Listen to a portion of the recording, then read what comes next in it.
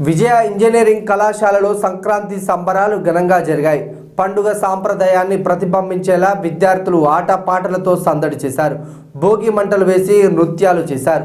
రంగురంగుల ముగ్గులు వేసి గొబ్బెమ్మలు పెట్టారు. అనంతరం పతంగులు ఎగరవేసి సందడి చేశారు.